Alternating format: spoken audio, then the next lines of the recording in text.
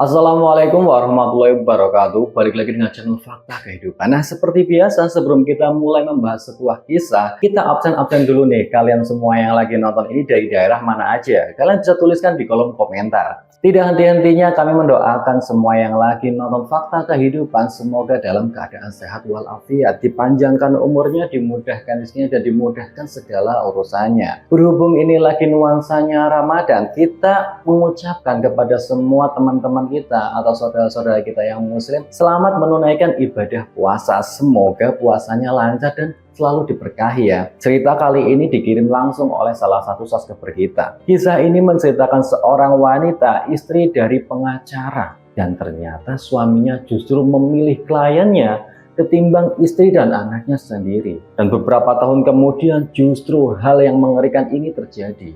Pasti banyak banget dari kalian yang penasaran dengan kisah ini. Nggak usah lama-lama lagi, kita masuk ke ceritanya.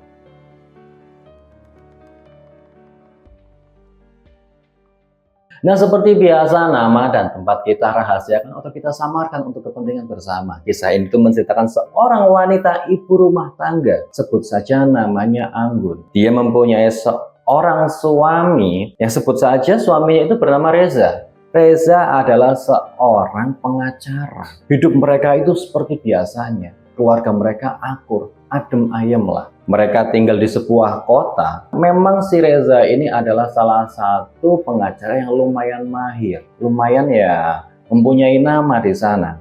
Karirnya begitu ya lumayan bagus juga. Dan dia itu sering melakukan atau sering menjalankan tugas-tugas kliennya itu untuk membela kliennya di pengadilan. Memang Reza itu mempunyai public speaking dan cara ngomongnya itu ya pinter. Dia suka mengolah-ngolah kata hingga orang-orang yang di sampingnya atau orang-orang di sekitarnya ikut terpengaruh dengan kata-katanya. Reza itu pinter ngomongnya. Jadi wajar saja beberapa kliennya, bahkan banyak dari kliennya itu banyak yang puas dengan kinerjanya Reza. Hingga pada suatu hari, si Reza itu mendapatkan klien, salah satu artis cantik yang sedang naik daun. Dikabarkan artis ini itu sedang mengalami keretakan rumah tangga, sedang bersiterulah dengan suaminya. Dan dikabar-kabarkan akan menggugat cerai atau menggugat di pengadilan. Ini baru wacana. Dan Reza itu ditunjuk oleh perusahaannya atau dari kantornya untuk membela artis cantik ini. Reza itu semangat. Dia bilang sama istrinya, sayang,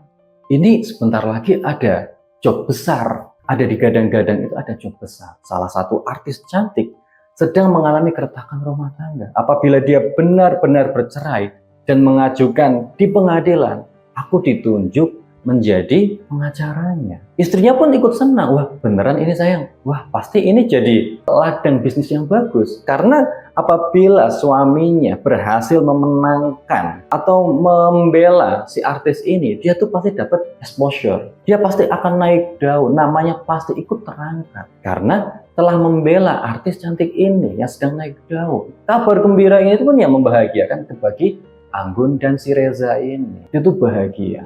Ditambah lagi si Reza sama si Anggun itu udah mempunyai anak laki-laki yang masih duduk di kelas 1 SD. Mereka sangat bahagia mendapatkan kabar ini. Reza itu yang apabila berkasnya udah masuk ke pengadilan baru dia mempelajari kasus-kasusnya. Tapi ini enggak. Sebelum berkasnya masuk, belum daftar di pengadilan, dia tuh udah mempelajari kasus-kasusnya dulu. Perlahan, jauh-jauh hari. Beda seperti kasus-kasus pada umumnya. Karena apa? Reza itu tahu bahwasanya ini adalah proyek besar yang memang wajib harus ia menangkan, harus ia bela. Reza mempelajari segala situasinya artis ini. Dia makin sibuk. Dan kesibukannya ini akhirnya menguras waktu atau mengurangi waktu dia bersama keluarga, bersama Anggun dan anaknya.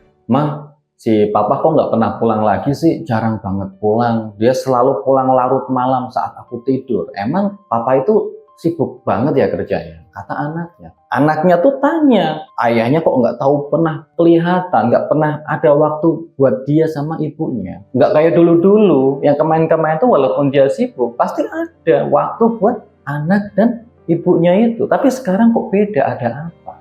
Tanya anaknya itu. Dan si Anggun itu mencoba ngasih tahu, ngasih pengertian kepada anaknya itu. Oh ya mungkin papa sedang sibuk kerja. Nah, Dia tuh lagi sibuk cari uang biar banyak uangnya, biar bisa buat bahagiain kita semua. Bisa beliin buat kamu mainan, bisa buat kita jalan-jalan nanti berlibur. Ya kita cuma doakan saja buat kerjaan ayah itu, kerjaan papa itu lancar-lancar aja, baik-baik aja.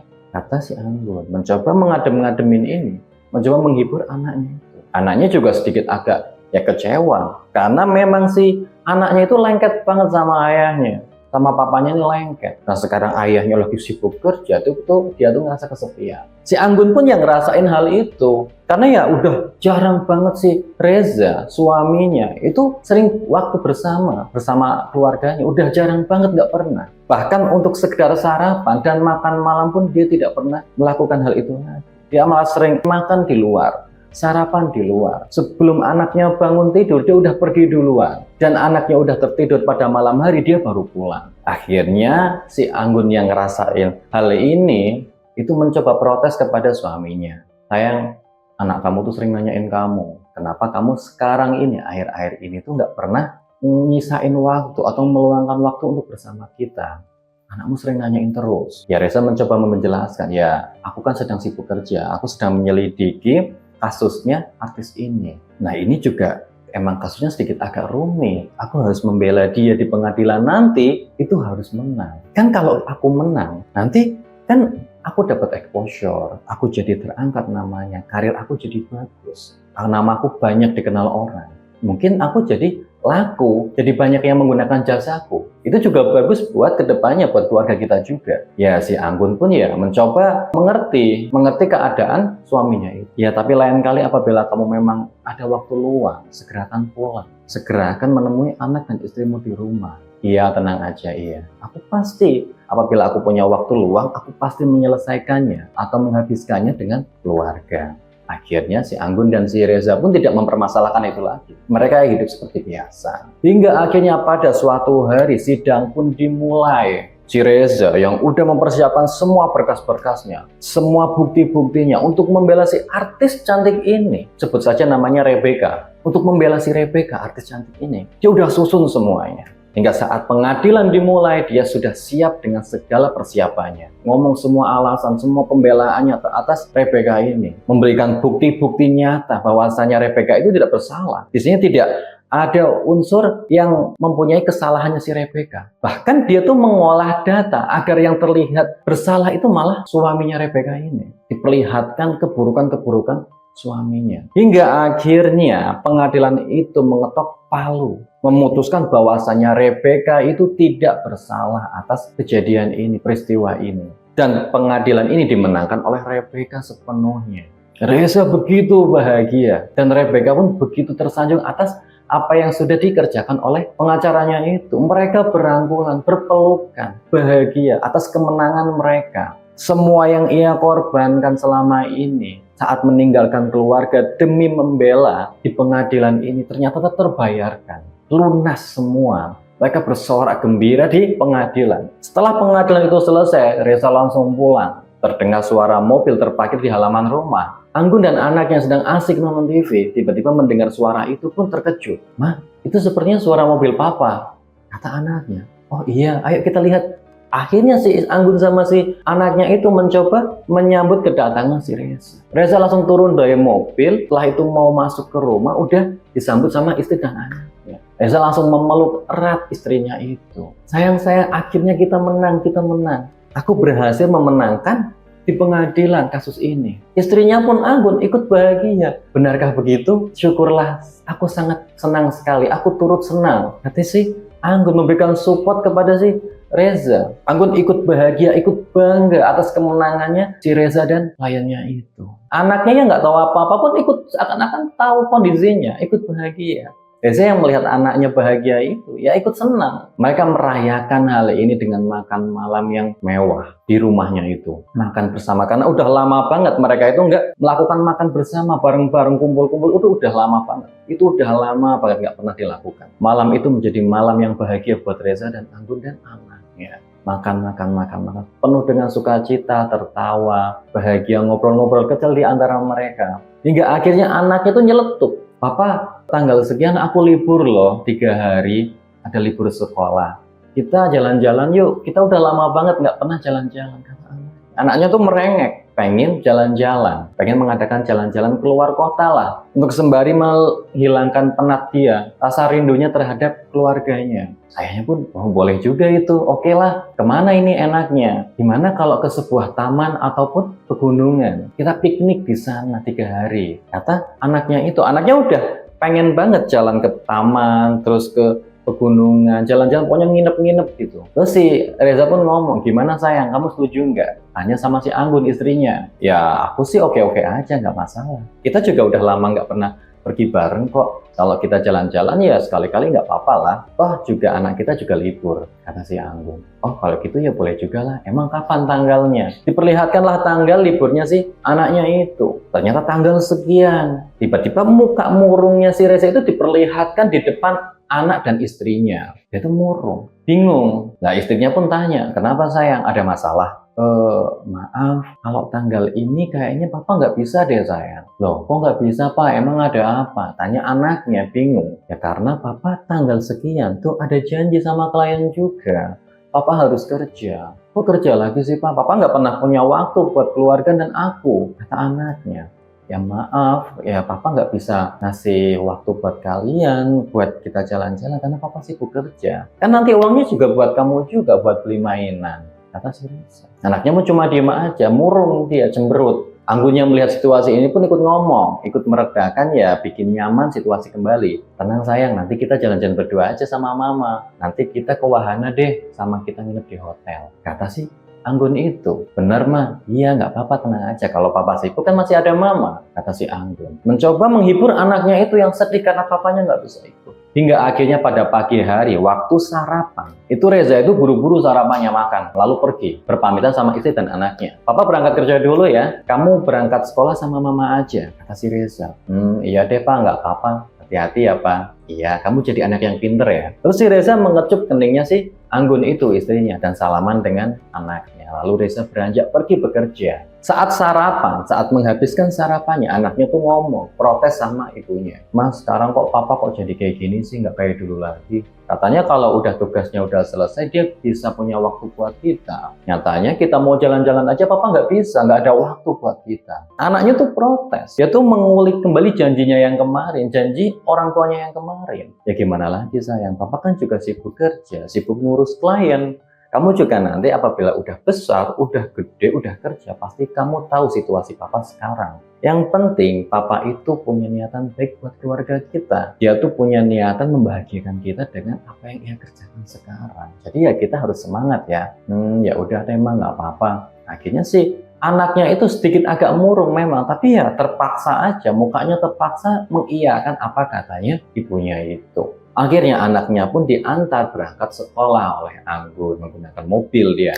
Pergi dia berangkat sekolah. Hingga beberapa hari kemudian, waktu liburan pun tiba. Anaknya ini liburan, pengen liburan. Ma, beneran nih papa nggak jadi ikut kita piknik. Kata sih anaknya itu, iya papa udah berangkat kerja, ya udah nggak apa-apa, atau masih ada mama. Kita buat sesuatu yang baru, kita bikin momen-momen antara ibu dan anak. Jadi ya papa nggak usah ikut aja dulu, nggak apa-apa. Kita berdua aja, papa lagi sibuk aja, jadi biarin aja, kita nggak usah ganggu dia. Emang si Reza ini pagi-pagi udah berangkat kerja lagi, padahal hari itu hari weekend, hari liburnya anak-anak. Dia nggak punya waktu buat anak-anaknya dan istrinya. Dia berpamitan, akhirnya berangkat kerja. Ya anaknya yang mendengarkan omongannya si mamanya itu mencoba menghibur dia. Ya udah deh nggak apa-apa. Tapi janji ya hari ini kita ke wahana dan nginep di hotel. Iya tenang aja, nanti kita berenang juga kok di sana. Karena yang mama dengar, hotelnya itu punya waterboom. Waterboom ini yang bagus. Jadi ya kamu bisa berenang bermain air di sana. Beneran mah? Iya, ayo kita berangkat sekarang aja yuk. Akhirnya berangkat, nginep di sana dan bermain air di wahana itu. Saat anaknya sedang bermain air di kolam renang, si Anggun tuh duduk-duduk aja di pinggiran kolam. Duduk-duduk sambil melihat anaknya bermain. Tak disangka sekilas ada seseorang yang ia kenal di balkon kamar hotel. Jadi dia tuh duduk di bawah sambil bermain air sama anaknya. Jadi lihat ke atas, di atas tuh ada sebuah kamar hotel yang ada balkonnya. Di sana tertera ada seorang pria yang ia kenal. Ternyata dia itu adalah suaminya yang sedang duduk-duduk bersama seorang wanita. Jadi itu yang namanya Rebecca. Kenapa sekarang Mas Reza bersama Rebecca di sebuah hotel dan sedang duduk-duduk kayaknya lagi ngobrol sesuatu dan mereka tuh ketawa-ketawa, kelihatan bahagia. Ada apa ini? Bukannya Mas Reza tuh ngomong bahwasanya hari ini dia tuh ada kerja. Bahwasanya hari ini Mas Reza tuh ngomong bahwasanya hari ini tuh ada kerja. Kenapa sekarang dia melihat si Mas Reza suaminya bersama wanita lain yang sedang duduk-duduk di balkon dengan begitu mesra dan cerianya? Pertanyaan-pertanyaan timbul di hatinya si Anggun yang melirik ke atas itu, ke arahnya Reza. Suamiku sedang apa di sana? Bukannya dia berpamitan hari ini kerja? Kenapa ada di hotel? Sedang apa dia? Lalu siapa wanita itu? Apakah itu Rebecca, artis cantik yang kemarin kasusnya ditangani oleh Mas Reza? Terus ngapain dia bersama Mas Reza di hotel? Itu pertanyaan-pertanyaan itu muncul di hatinya si Anggun. Anggun bingung. Dia tuh sempat berpikiran negatif. Hatinya begitu teriris melihat suaminya bermesraan di hotel bersama wanita lain. Pikiran-pikiran negatif pun muncul. Hingga saat dia termenung memikirkan hal itu, dia terkejut oleh suara anaknya. Mama sini turun, ikut berenang dengan aku. Kata anaknya, enggak sayang, mama di sini aja, liatin kamu berenang. Ah, mama nggak asik, sini dong turun bareng aku berenang, temenin aku berenang, Ma. Enggak, mama di sini aja, mama lagi nggak enak badan nih. Si Anggun tuh beralasan bahwasanya dirinya nggak enak badan sama anaknya. Padahal dirinya itu lagi memikirkan hal yang ia pandang sekarang. Seorang suaminya sendiri duduk bermesraan di atas balkon hotel. Itu nggak karuan pikirannya sih.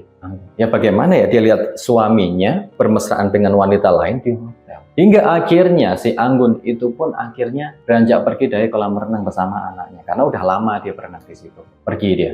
Masuk ke hotel, ke kamar hotelnya. Di sana si Anggun tuh terus mikirin si Reza. Kok suamiku kok ada di sini? Ngapain dia?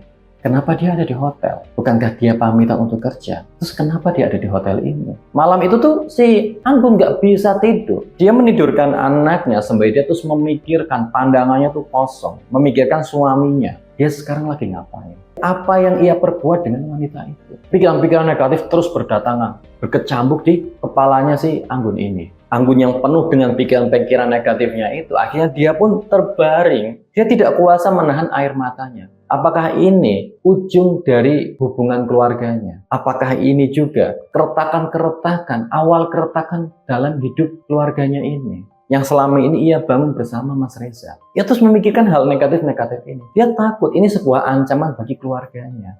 Ancaman bagi hubungan dia dan si Reza, suaminya. Atas kedatangan orang ketiga, dia terus memikirkan hal itu. Akhirnya si Anggun dan anaknya pun pulang ke rumah. Waktu berlibur pun sudah habis. Akhirnya dia pulang ke rumah. Sesampainya di rumah, anaknya itu pun ingin istirahat karena dia capek perjalanan. Ma, aku pengen istirahat dulu ya.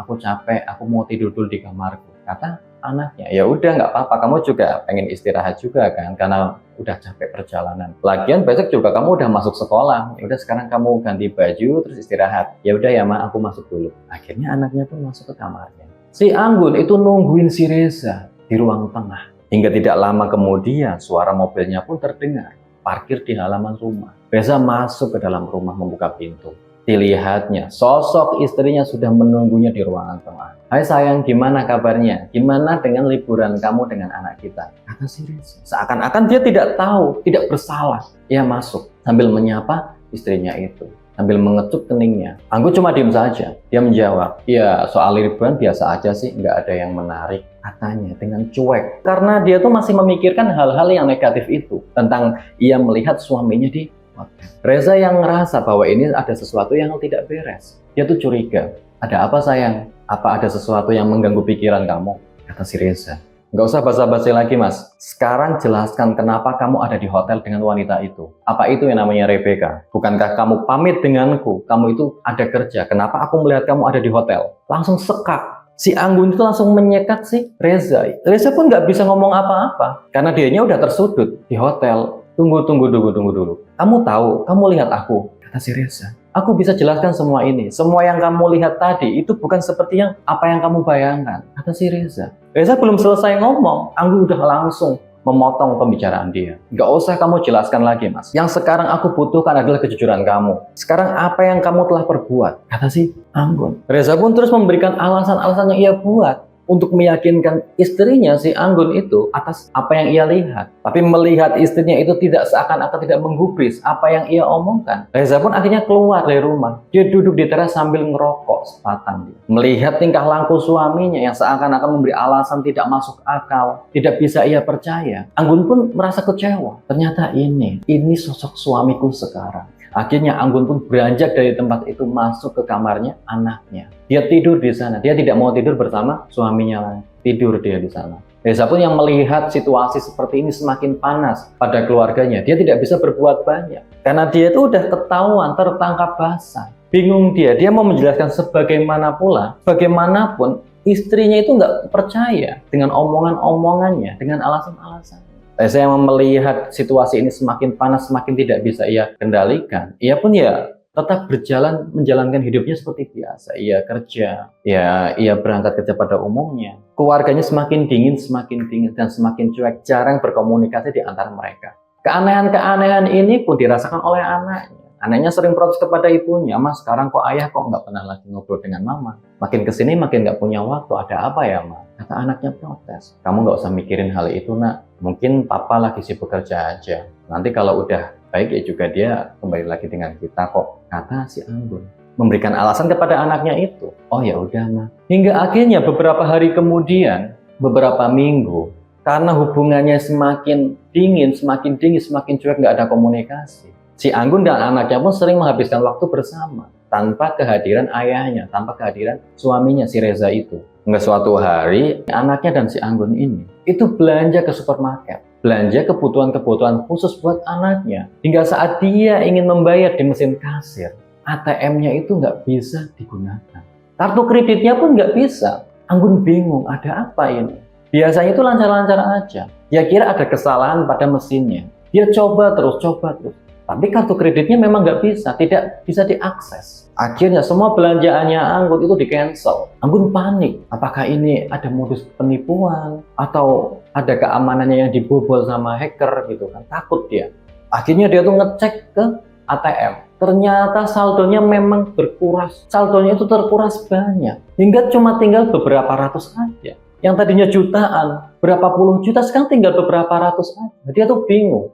Ada apa ini? Dia tuh panik, apakah ini ada modus penipuan, modus pembobolan ATM. Dia langsung telepon pihak bank. Dia menceritakan kronologinya, dia menceritakan hal-hal yang terjadi pada kartu ATM-nya itu, hingga tidak bisa diakses.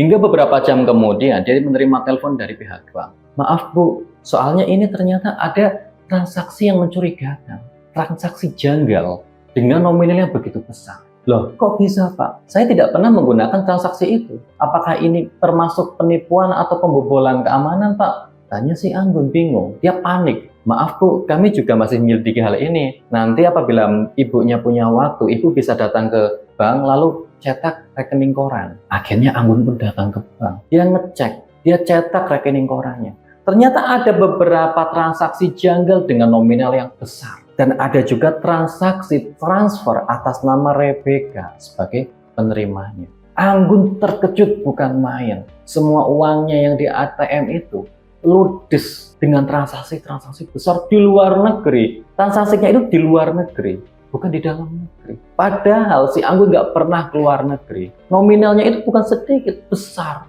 Beberapa transaksi itu besar-besar semua, hingga menguras uang yang ada di ATM-nya si Anggun. Anggunnya mengetahui ada nama Rebecca di sana, dia langsung curiga dengan suaminya, si Reza. Hingga akhirnya Anggun tuh bingung. Dia minta penjelasan kepada suaminya ini. Minta penjelasan apa yang sedang terjadi, kenapa uangnya tiba-tiba habis dengan transaksi-transaksi besar ini dan ada nama Rebecca di sana. Dia langsung marah, datang ke kantornya si Reza itu. Dia masuk ke kantornya. Sebelum dia masuk itu dia sedikit agak ragu. Jangan-jangan perkiraanku salah. Nanti jadi apa keluargaku apabila aku menuduh-nuduh hal yang tidak benar kepada suamiku sendiri? Anggun sempat bingung, sempat bimbang di situ. Tapi karena terpaksa dia harus melakukan hal ini, dia harus menanyakan kejelasannya. Dia pun membuka pintu kantornya, masuk. Dia langsung mencari ruangan suaminya itu. Hingga Anggun pun bertanya kepada beberapa karyawan, minta ditunjukkan di mana tempat kerjanya si Reza itu. Akhirnya Anggun pun ditunjukkan ruangannya si Reza. Dia segera masuk. Tertera tulisan di depan pintu, Reza, ruangannya Reza. Dia langsung membuka pintu. Pintu itu nggak terkunci, dia langsung masuk. Betapa terkejutnya si Anggun saat dia membuka pintu. Dia melihat pemandangan si Reza suaminya sedang memangku seorang wanita cantik. Yang ia tebak bahwa wanita itu adalah Rebecca. Reza langsung panik, wanita itu langsung berdiri. Mereka langsung panik melihat kedatangan istrinya, melihat kedatangan si Anggun. Anggun, aku bisa jelaskan semua ini tidak seperti yang kamu lihat. Kata si Reza panik. Anggun langsung menutup pintu, langsung keluar. Reza pun berlari mengejar si Anggun sambil memanggil namanya. Anggun, Anggun tunggu sebentar, Anggun tunggu aku sebentar. Ia pun langsung mencegat si Anggun yang saat mau hendak naik mobil. Sambil memanggil nama-nama Anggun. Anggun tunggu sebentar, Anggun tunggu sebentar. Aku bisa jelaskan semua ini. Kata si Reza sambil mengejar si Anggun itu. Anggun tuh ditarik tangannya saat dia hendak mau masuk ke mobilnya. Apa yang kamu jelaskan, Mas? Apa yang kamu ingin jelaskan di sini? Aku bisa jelaskan semua ini. Ini tidak seperti yang kamu lihat, Bun. Kata si Reza, meyakinkan si Anggun. Kita selesaikan di rumah saja, Mas. Kata si Anggun. Lalu Anggun masuk ke mobilnya. Dia tancap gas pulang. Diikuti dengan si Reza. Setelah sampai di rumah, dia bertengkar hebat. Anggun bertengkar hebat dengan suaminya. Anggun tunggu, Anggun. Aku bisa jelaskan semua ini. Kita bisa bicarakan baik-baik semuanya. Kata si Reza. Apa yang bisa dibicarakan baik-baik, Mas? Apa yang kurang jelas lagi? Aku melihat kamu bermesraan dengan wanita lain di kantormu sendiri. Di tempat kerjamu sendiri. Apa yang kamu jelaskan lagi dengan ATM-ku yang tiba-tiba kosong? Kamu ambil semuanya untuk beli-beli barang-barang mewah untuk wanita bernama Rebecca. Uangku habis di ATM. Apa yang kamu bisa jelaskan dengan semua ini? Kata si Anggun marah. Dia tuh meledak-ledak dengan suaminya. Anaknya yang mendengar pertengkaran antara ayah dan ibunya pun tidak mau keluar dari kamarnya. Ia duduk termenung di dalam kamar, diam. Jadi sekarang kamu udah tahu semuanya, Anggun. Iya, aku tahu semuanya. Aku tahu semuanya, kamu ada di hotel, kamu transaksi besar-besaran. Uang aku dikuras habis-habisan buat wanita itu. Dan sekarang aku lihat suamiku sendiri bermesraan di tempat kerjanya dengan wanita itu juga. Apa yang kamu jelaskan? Aku capek, Mas, hidup seperti ini. Aku ingin kamu ambil keputusan tegas. Kamu pilih aku dengan anak, atau kamu pilih wanita itu. Anggun tuh udah nggak kuat lagi. Dia tuh udah nggak habis pikir dan kehabisan kesabaran. Hingga akhirnya dia ngomong tegas sama suaminya. Kamu pilih aku atau wanita itu, Rebecca. Si Reza yang tahu bahwa dirinya sedang tersudut ini, sudah ketangkap basah, nggak bisa mengelak lagi. Dengan segala bukti yang udah si istrinya itu, si Anggun itu dapatkan. Itu nggak bisa ngomong apa-apa. Cuma diem. Dia bingung, bimbang. Diam sejenak. Hingga akhirnya terlontar kata-kata, terlontar ucapan dari Reza yang tidak bisa diterima oleh Anggun. Maaf, Gun, aku milih Rebecca. Kata si Reza. Dia memilih wanita lain dibandingkan istri dan anaknya. Oke, nggak masalah. Kamu bebas dengan wanita itu. Kita nggak usah dengan acara-acara perceraian. Sekarang kita udah nggak ada hubungan satu sama lain. Sekarang kamu beresin, kamu kemasin pakaian kamu, barang-barang kamu di rumah ini. Pergi dari rumah ini. Kata si Anggun. Tegas. Karena rumahnya ini adalah rumahnya si Anggun. Rumah peninggalan orang tuanya si Anggun. Jadi si Reza ini hanya numpang. Dia diusir sama si Anggun ini. Disuruh ngemasin semua pakaiannya, ngemasin semua barang-barangnya, dan pergi dari rumah ini. Nggak usah berpamitan dengan anaknya. Dan tidak usah dengan alasan-alasan perceraian. Nggak usah. Karena dengan adanya perceraian-perceraian ini, itu pasti si Reza itu mendapatkan hak dia. Reza akan mendapatkan sebagian hartanya si Anggun. Dia nggak mau dengan hal itu. Udah cerai-cerai aja. Nggak usah kamu ada hubungan lagi dengan aku, dengan anak. Kamu ambil semua barang-barang kamu dan pergi dari sini. Reza yang diusir langsung oleh istrinya itu pun langsung mengemasi semua pakaiannya. Mengemasi semua barang-barangnya dan pergi menggunakan mobilnya tanpa membawa sepeser pun hartanya si Anggun. Anggun hancur malam itu. Hatinya begitu remuk, tak tersisa. Hubungan keluarga yang ia bangun dari nol dengan Reza sekarang hancur karena orang ketiga itu. Selama ini dia melakukan apapun yang ia bisa, yang terbaik untuk keluarganya. Mencoba mengerti apa pekerjaan suaminya. Tapi ini balasannya. Dia hianati dengan terang-terangan. Dia diselingkuhi di depan matanya sendiri. Hatinya begitu hancur, dia nangis malam itu. Rasanya ingin menjerit sekuat tenaga. Dia menangis malam itu, tidak bisa tidur. Hingga anaknya pun terbangun pada pagi harinya. Dia mencari mamanya. Ma, kenapa mama tidur sendiri? Kemana papa? Dengan mata yang lebam, karena tidak bisa tidur dan menangis sepanjang malam. Anggun mencoba menceritakan, papa nggak pulang, nak. Sekarang kamu nggak punya papa. Kita cari papa yang baru aja. Papa kamu sekarang jahat. Sekarang papa kamu lebih memilih wanita lain untuk dijadikan mama baru. Sekarang kamu tinggal bersama mama aja ya. Mama yakin kita bisa bahagia tanpa seorang ayah. Kita bisa melakukan ini semua. Kita bisa melewati hari-hari tersulit kita. Kata si Anggun mencoba meyakinkan anaknya bahwasanya hari ini ayahnya sudah tidak ada lagi di rumahnya. Dia sudah tidak mempunyai ayah yang berperilaku begitu bejatnya. Anggun mencoba meyakinkan. Anaknya sedih, anaknya ikut nangis. Tapi melihat ibunya, mamanya begitu tersiksa dengan keadaan ini, dia mencoba menguatkan dirinya. Dia mencoba menguatkan ibunya dan mamanya itu. Hingga hari demi hari ia lewati bersama anaknya. Hingga tidak disadari sudah setahun lebih ia tinggal tanpa seorang ayah, tanpa seorang suami. Dia tetap bisa menikmati, Anggun tetap bisa menikmati hari-harinya bersama anaknya, melihat masa-masa anaknya, proses-proses anaknya tumbuh dewasa. Hingga pada suatu hari, Anggun dan anaknya ini berencana jalan-jalan, pergi ke alun-alun kota, pergi dia ke sana.